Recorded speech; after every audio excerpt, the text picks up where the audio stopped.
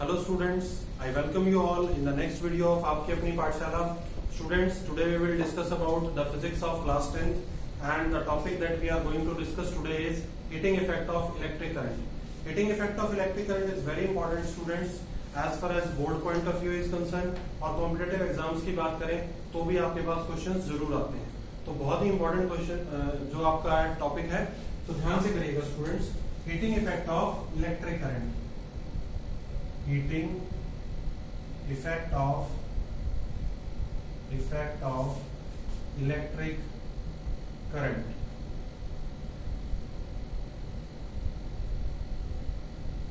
सबसे पहला जो हमारे पास क्वेश्चन अराइज होता है वो क्या है कि हीटिंग इफेक्ट हमारे पास बेसिकली होता क्या है. देखिए मान लीजिए आपके पास कोई वायर है या हम बात करें किसी इलेक्ट्रिक सर्किट की.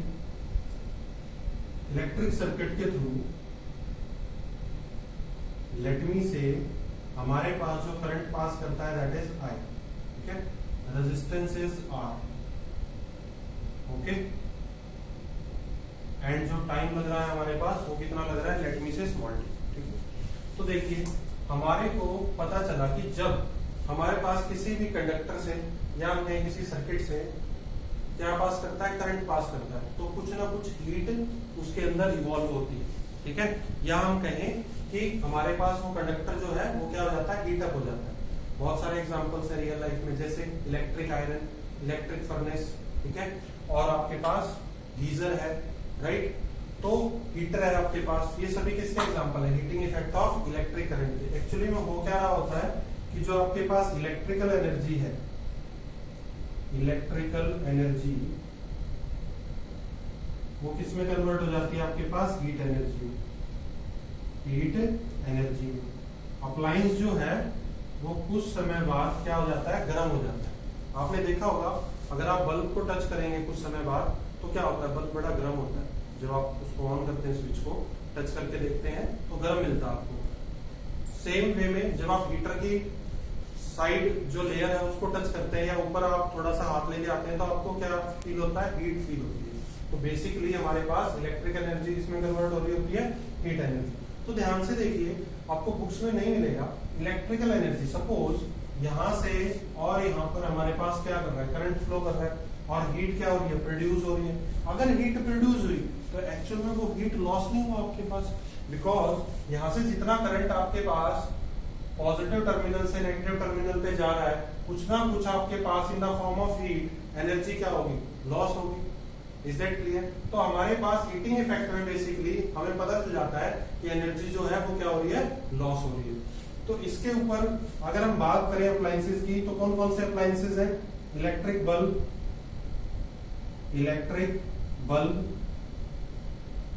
इलेक्ट्रिक हीटर, फर्नेस, भट्टी जो होती है आपकी इलेक्ट्रिक भट्टी.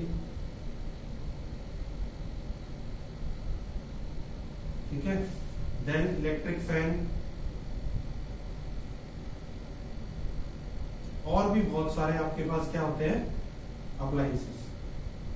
ठीक है, अब ये बात जब चली रही थी ना तो उस दौरान क्या हुआ, in the year 1841,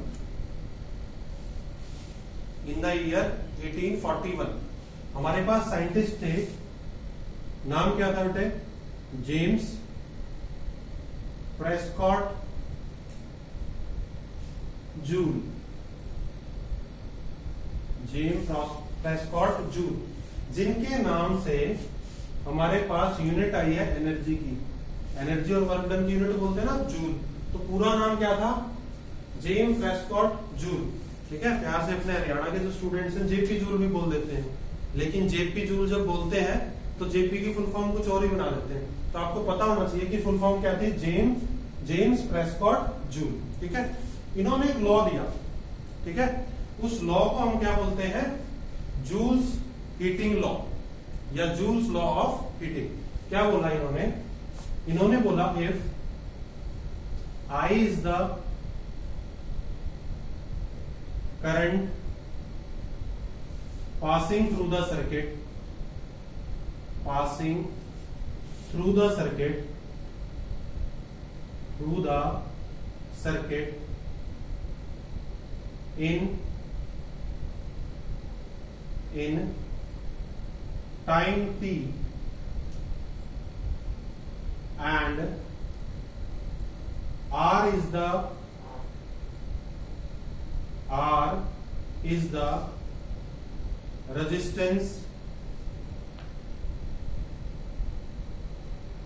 of the circuit, या कहें आप conductor, then the amount of heat produced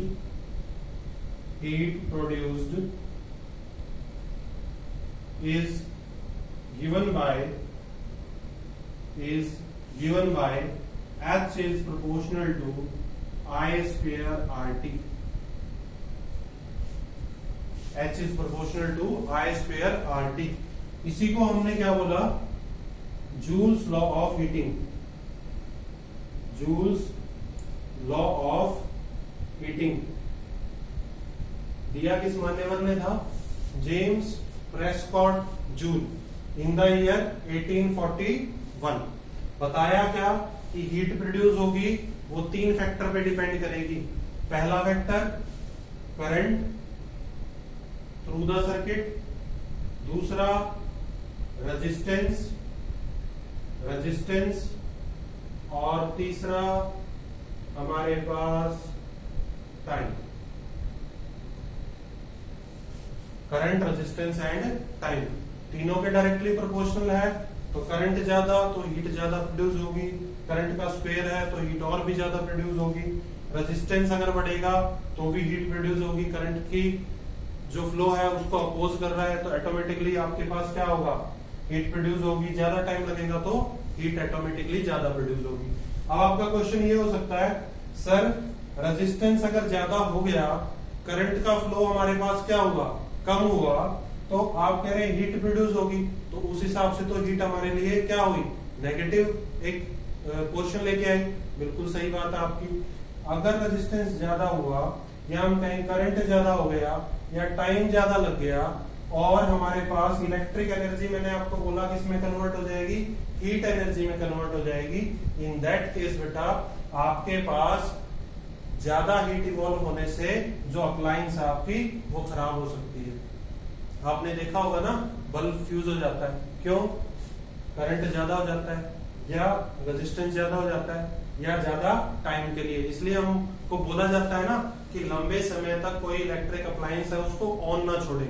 electric appliance को भी रेस्ट की जरूरत होती है.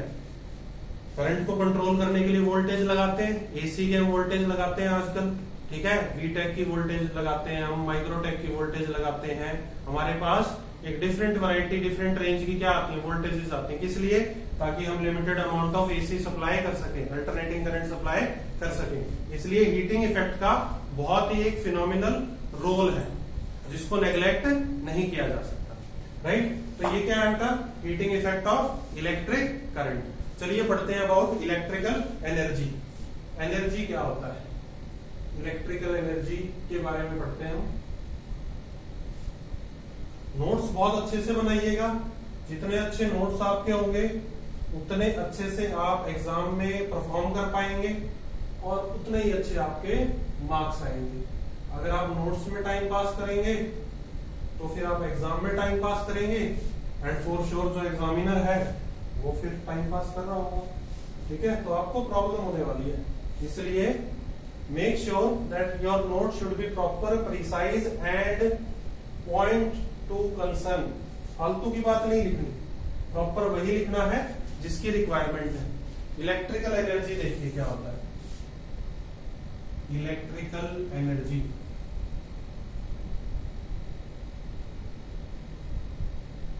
मैंने आपको इनिशियल लेक्चर्स में बताया था कि एनर्जी का मतलब होता है work done.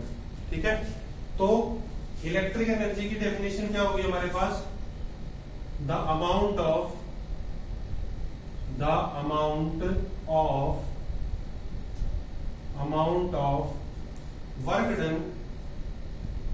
Work done by electric current by electric current in the electric circuit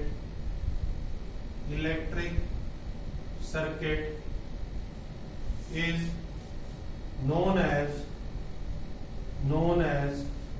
electrical energy या फिर इलेक्ट्रिक एनर्जी।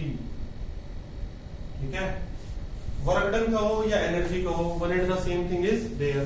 अब देखो हमें क्या निकालना है, वर्क डन निकालना है। तो वर्क डन निकालने के लिए हमें किसकी जरूरत पड़ेगी, चार्ज की वैल्यू की जरूरत पड़ेगी। चार्ज की वैल्यू हम कैसे निकाल सकते हैं, देखिए स्टूडेंट्स, ठीक है, if I is the amount of current passing through the circuit,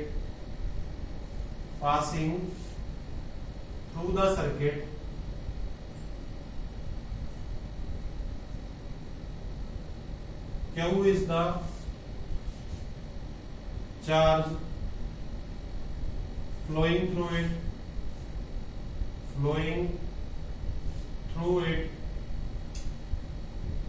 it in time interval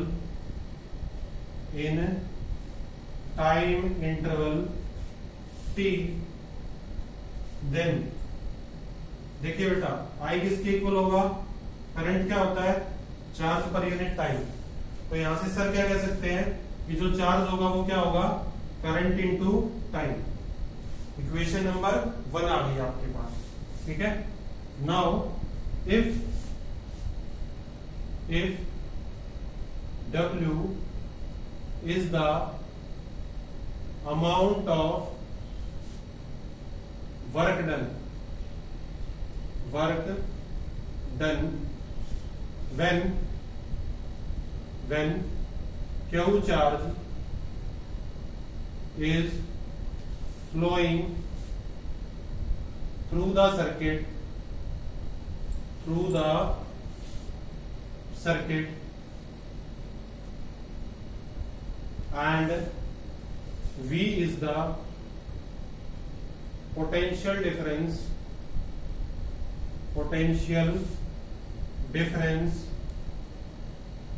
across the ends of the conductor, then potential difference क्या होता है बेटा, work done per unit charge. Potential difference is work done per unit charge. तो देखिए यहां से अगर हम वर्क डन निकालते हैं तो क्या आएगा बेटे, पोटेंशियल इंटू में चार्ज, क्रॉस मल्टीप्लाई हो जाएगा, V इंटू क्यू। अब ध्यान से देखिए, अगर मैं इसको ले लेता हूं इक्वेशन नंबर 2, क्या ले लेता हूं, इक्वेशन नंबर 2। ठीक है, तो इक्वेशन नंबर 2 में अगर मैं इक्वेशन नंबर 1 पुट करता हूं, पुटिंग वैल्यू ऑफ इक्वेशन 1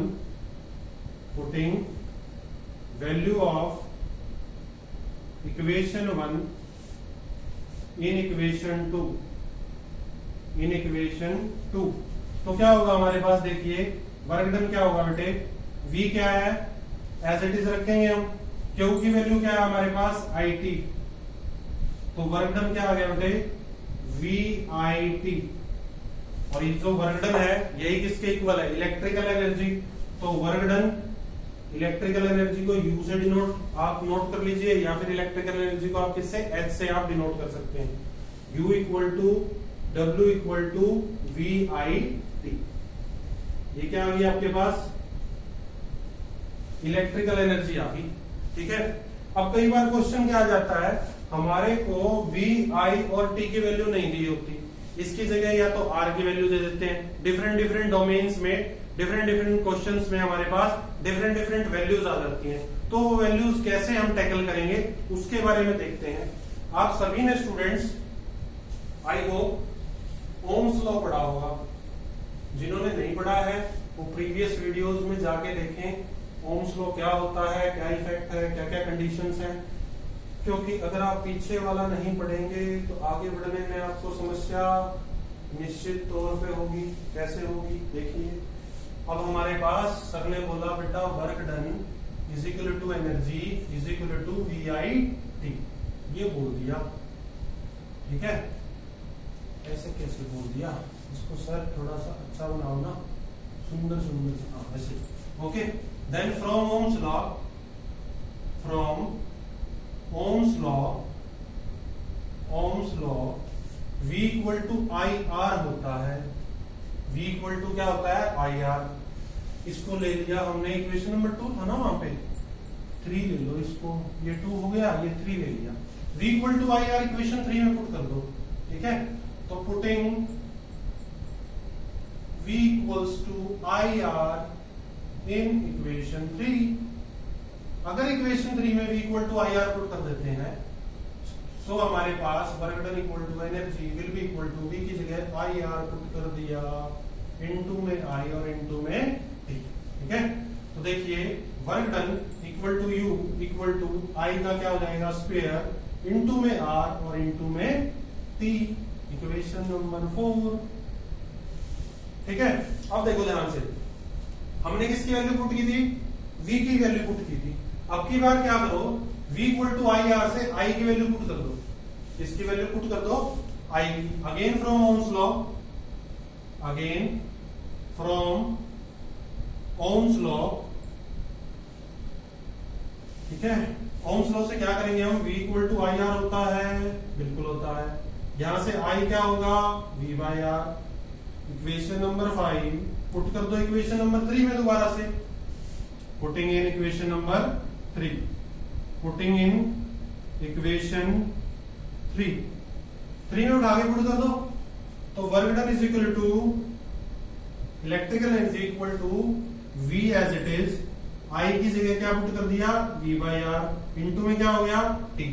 तो देखो V एज इट इज था, I की जगह क्या पुट कर दिया, V by R, T as it is V का स्क्वायर हो गया। तो work done equal to energy will be equal to V square by R और इनटू में क्या आ गया, T। Let it be equation number 6, ठीक है।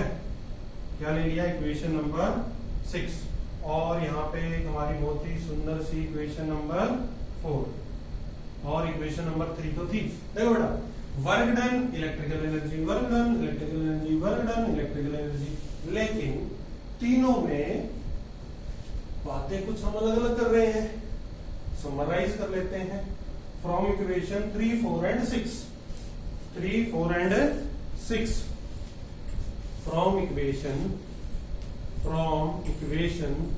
3, 4 एंड 6, 3, 4 एंड 6 क्या बोलेंगे हम कि वर्क डन जो है equal to energy equal to VIT equal to I square R T और equal to V square by R into T. अब देखो ये हमारा जो फॉर्मूला आ गया, इसको हम प्यार से बोलते हैं सर्वगुण संपन्न फॉर्मूला। क्यों बोलते हैं सर्वगुण संपन्न फॉर्मूला, क्योंकि इस फॉर्मूला में आप जो भी वैल्यू पुट करेंगे आपको निश्चित तौर पर आंसर जरूर मिलेगा। क्यों मिलेगा, देखो अगर आपको दिया हुआ है पोटेंशियल डिफरेंस और करंट, ये वाला लगा दो।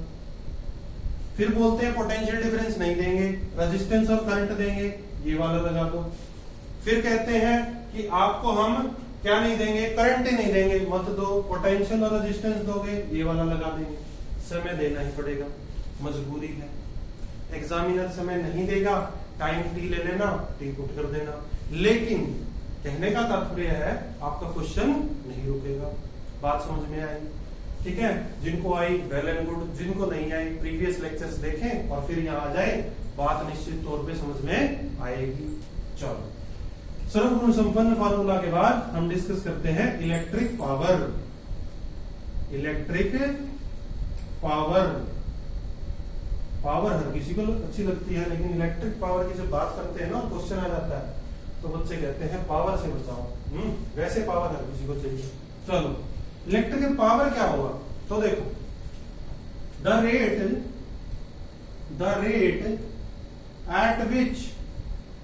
एट विच इलेक्ट्रिक वर्क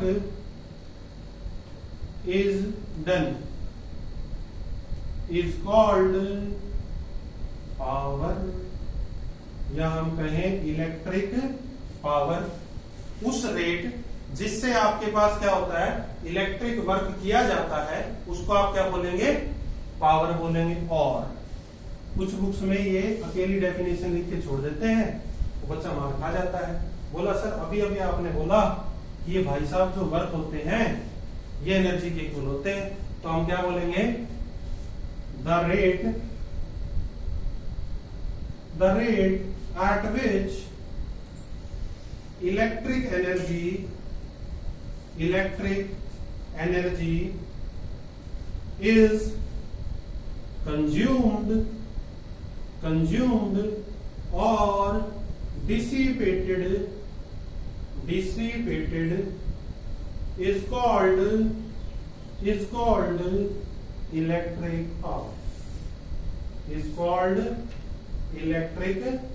power, ठीक है। कंज्यूम्ड यूज करना, डिसिपेट कम करना या वेस्ट करना, ठीक है। डिसिपेट, चलो आपका आज थोड़ी सी इंग्लिश और पढ़ा देते हैं। डिसिपेट का मतलब होता है कम करना, ठीक है। आप इसको याद कैसे कर सकते हैं, किसी बंदे का मोटा सा पेट है, उसको अपना पेट कम करना है, तो वो क्या सेंटेंस यूज करेगा, I want to dissipate this pet, याद हो गया, डिसिपेटेड, ठीक है ना। तो आपको मीनिंग याद होना चाहिए, रट्टा नहीं मारना किसी चीज का। तो उसको हम क्या बोलेंगे, इलेक्ट्रिक पावर। चलो फॉर्मूला पे आ जाते हैं कि फॉर्मूला कैसे ड्राइव करेंगे। अब कुछ बच्चे बोलते हैं सर अगर इलेक्ट्रिक एनर्जी का सर्वगुण संपन्न फॉर्मूला है तो पावर का भी फॉर्मूला जो है सर्वगुण संपन्न होना चाहिए। देंगे, जरूर देंगे। पावर का फॉर्मूला भी क्या देंगे, सर्वगुण संपन्न। देखो पावर क्या बोला सर ने, the rate at which work is done, मतलब work done over time, it is the ratio of work done is to time, this is your power. यहां से और वर्क डन भाई साहब जो खुद होते हैं वो इलेक्ट्रिकल एनर्जी के इक्वल। अभी हमने सर्वगुण संपन्न फॉर्मूला में वर्क डन निकाला था, वो आया था VIT। अरे मूर्खों, अभी भी लिख रखा है यहाँ राइट हैंड साइड, देखो है ना। तो अभी देखो पावर पुट करेंगे equal to VIT divided by time, T से T कट गया, ये तो और छोटे वाला आ गया, equal to VI, power equal to V into I, ठीक है। अब यहां से क्या सर इसका फॉर्मूला बन सकता है, बिल्कुल बन सकता है। इक्वेशन नंबर 1 लो इसको, फिर देखो फॉर्मूला कैसे कैसे बनता है। अगेन फ्रॉम ओम्स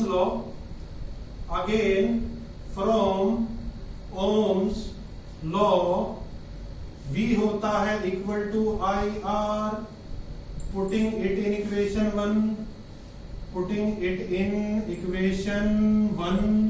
1 में पुट करेंगे तो power equal to IR put कर दिया, इनटू में I कर दिया, तो पावर आ गया I square R, equation number 3, ठीक है।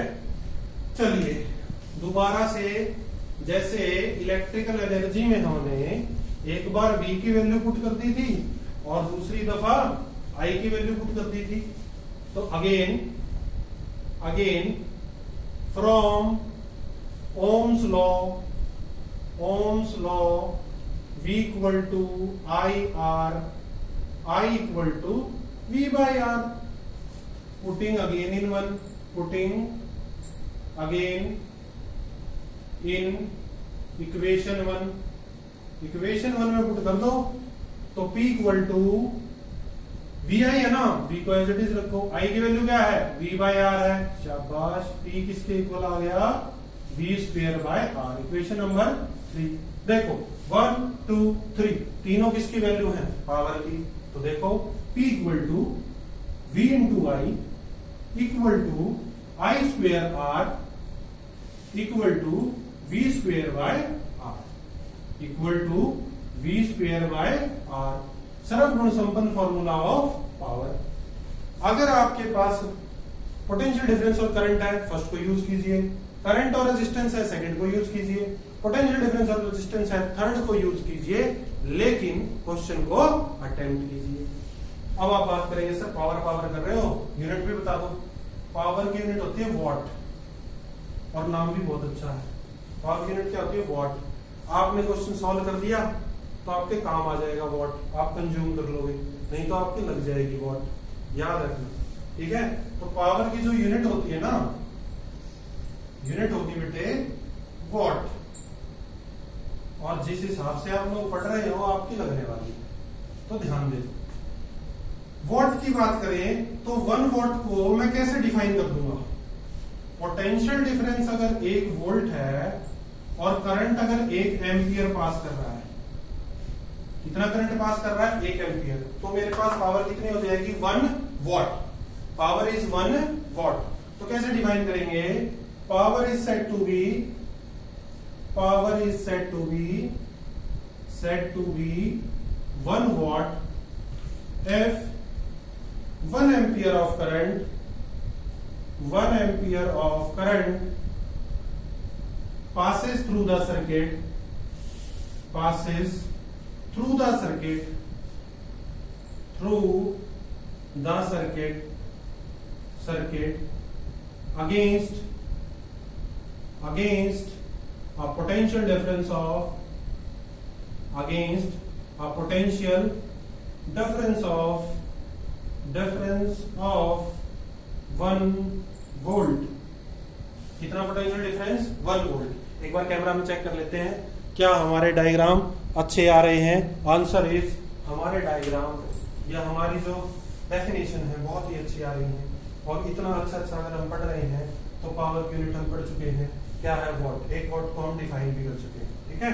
तो अब देखिए हम क्या करते हैं, अभी हम मैजिक करने वाले हैं, क्योंकि जो मैजिक हम करने वाले हैं उस मैजिक का नाम क्या है?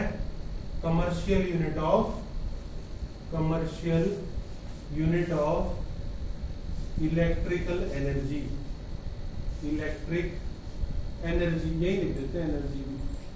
थोड़ा बहुत कैमरा में दाएं बाएं हो जाए तो लिख लेना, कोने में एनर्जी लिखा हुआ है, ठीक है।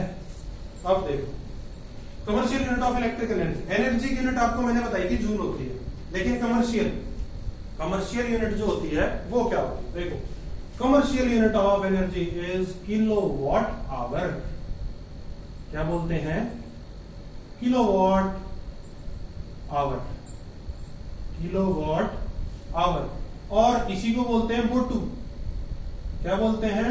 बोटू। बिट्टू मत बोल देना, बोटू। बोटू का मतलब क्या होता है?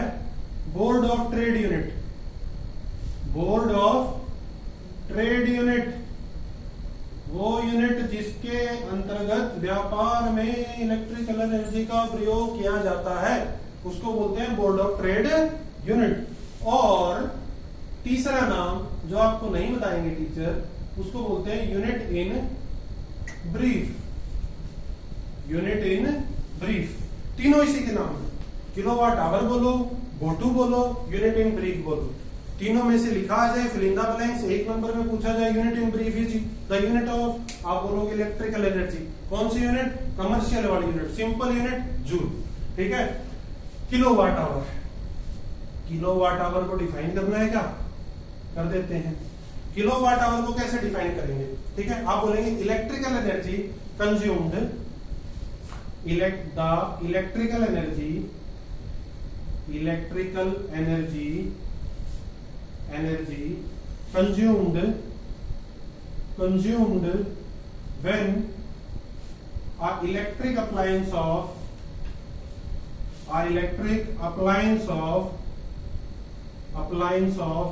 1 kilowatt works for 1 hour, तो हम उसकी पावर को क्या बोलते हैं? 1 किलोवाट आवर। क्या बोलेंगे? 1 किलोवाट आवर, ठीक है।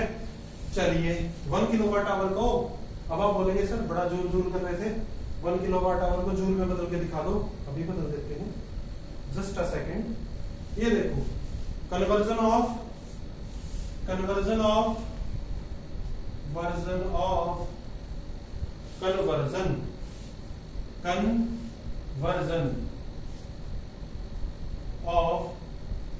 Kilowatt hour into joule.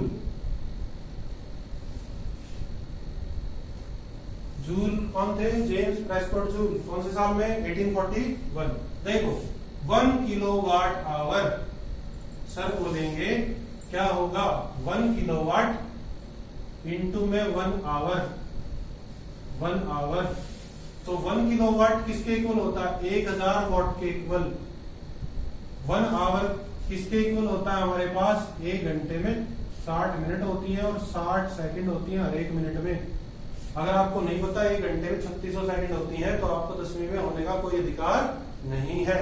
तो अभी देखिए यहां से मेरे पास हो गई 1000 वॉट, क्या होगा 1000 वॉट क्या होगा जूल पर सेकंड इंटू 3600 सेकंड्स। 6 इंटू 6 36 और 2 जीरो आगे लगा दिए मैंने, मल्टीप्लिकेशन कर दिया। और सर यहां से है ना ये जो जूल पर सेकंड है ना, ये लो पूरा सेकंड लिख दो। तुम बोलोगे सर एस से सेकंड काट दी, नहीं भेज दो, सेकंड से सेकंड काटी है। तो देखो इक्वल टू 3.6 इंटू 10⁻⁶ जूल। ये देखो 5 जीरो और 36 में लिखता, बिंदु यहां लगाया, 1 जीरो एक्स्ट्रा कर दी तो जूल हो गया। समझ में आ गई बात। तो 1 किलोवाट आवर इसके इक्वल आ गई 3.6 इंटू 10⁻⁶ जूल। और इसको थोड़ा सा मॉडिफाई कर देते हैं, 1 kilowatt hour is equal to 3.6 mega joule, because 1 mega joule is equal to 10⁻⁶ joule. समझ में आई बात। तो ये हमारा कन्वर्जन था। ये यहाँ से कुछ अभी भी सोच रहे होंगे जिन्होंने पिछले लेक्चर अटेंड नहीं किए, सर यहाँ से ये जो वाट है ये जूल पर सेकंड आपने कैसे बदल दिया। लास्ट लेक्चर अटेंड कीजिए, प्रीवियस लेक्चर अटेंड कीजिए, वहां से पता चलेगा। फिर भी पता ना चले कमेंट बॉक्स में छोड़िए, हम आपको बताएंगे कि ये कहां से आ गया। आई होप आपको क्लियर होगा। बहुत अच्छे से पढ़िए, घर पे रहिए, सेफ रहिए, पढ़ते रहिए आपकी अपनी पाठशाला के साथ। नोट्स बनाइए, इतने अच्छे से बनाइए कि बोर्ड में आपके मैक्सिमम मार्क्स आए। और ध्यान में रखिए पढ़ोगे तो कुछ पाओगे, नहीं तो तुम्हारी लगने वाली है what. Thank you so much.